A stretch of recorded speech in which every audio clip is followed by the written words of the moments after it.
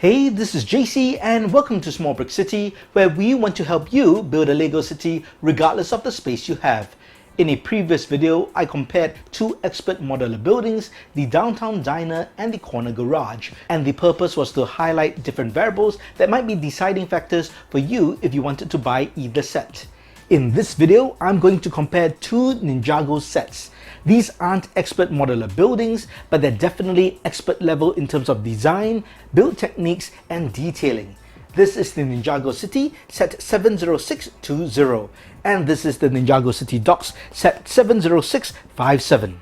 And this is the Ninjago City Docks set 70657. Now, I'm not going to talk about the obvious differences which might be deciding factors for you, such as price and aesthetic preference, because if those are factors, it'll be an easy decision for you. And for the record, the Ninjago City is more expensive at the retail price of $299 US, and the Ninjago City Docks retails at US $229. I will be discussing variables which might not be so apparent, but nevertheless might be important for you when making a decision to buy either set. Let's get started. First up, I should mention that the detailing and the build techniques for both sets are very good. They are quite different and quite unorthodox if you're used to typical Lego City sets, but because this is Ninjago themed and Asian inspired, the techniques are quite different and very innovative to create the different architectural designs. Even if you do not like the Ninjago theme, you'll definitely be able to appreciate this particular build, and if you're including the sets in a Lego city, this can form your Asian town or Asian district, which is the case for my own custom Lego city. In terms of varied build techniques and just the fun of building, I'll give the edge to the Ninjago City. In my opinion, there are many more different innovative build techniques used in this set compared to the Ninjago City Docks. The variety of the building techniques seems more varied, maybe because it's a slightly larger set, but I just think there's much more going on than compared to the Docks. Each level you'd find different build techniques used, and some are really innovative and you may not have come across them before. So overall, I'll give the edge for building techniques and the fun of building this set to the Ninjago City. One obvious difference, of course, is the size, and there are 19 minifigs that come with the Ninjago City and 14 that come with the Ninjago Docks. So if minifigs is a big deciding factor for you, you might want to take that in consideration.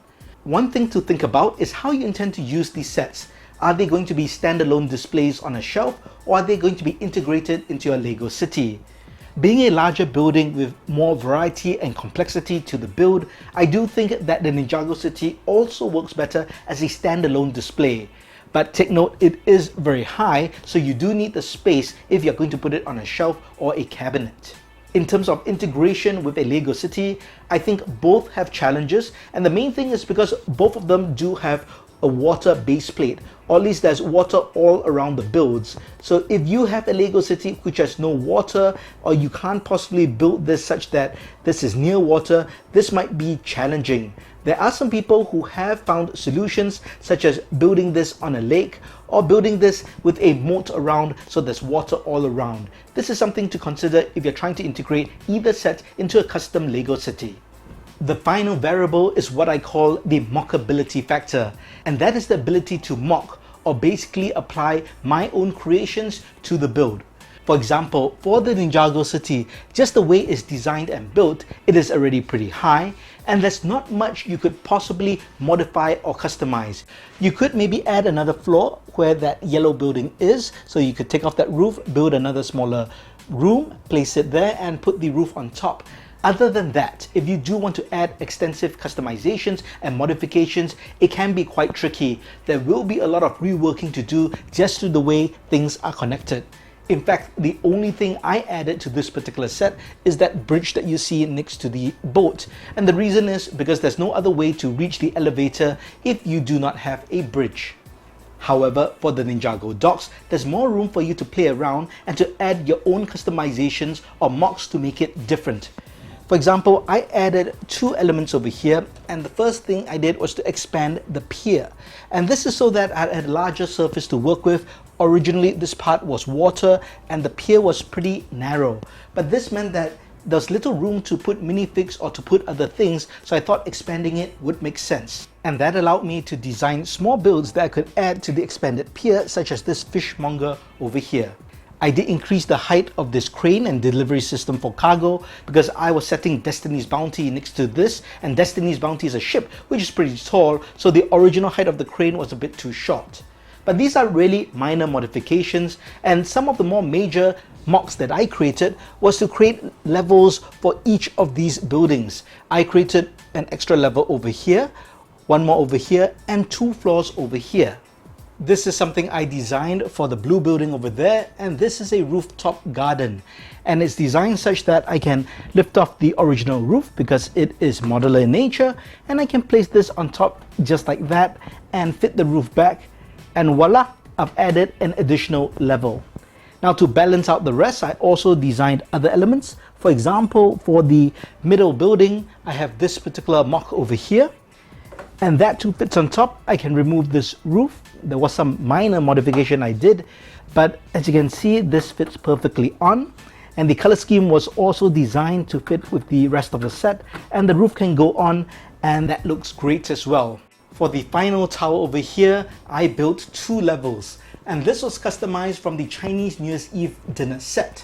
So what this does, just like before, the roof is modular, so I can take this out and I can add these 2 new floors over here, and of course everything is designed so that it's seamless and it looks like one complete set. And I can take this and place it back onto the top of the roof, and now you can see I've completely customized and added to the Ninjago dock set, making it unique and my own. Of course, this is only important if you do want to MOC and do want to be creative to add to a set. If you're a purist who doesn't like to mess around with an official set, I completely understand, then the mockability factor will not be important for you. If you're interested to check out all the modifications I did for the Ninjago docks, check out the playlist in the link above or in the description below. I hope you enjoyed this comparison between the Ninjago City and the Ninjago docks. I should mention that unlike the expert modular buildings which are designed as individual standalone sets, the Ninjago City Docks was obviously designed as a companion to the Ninjago City. And just the way it's designed suggests that there will be future sets to add to this display to make an even larger Ninjago district. So if you could get only one set, would you get the Ninjago City or the Ninjago Docks? Let me know in the comments below. If you liked the video, please give it a thumbs up. And if you haven't, please subscribe to the channel and turn on that notification bell. Thanks for watching. Check out these 2 videos before you go.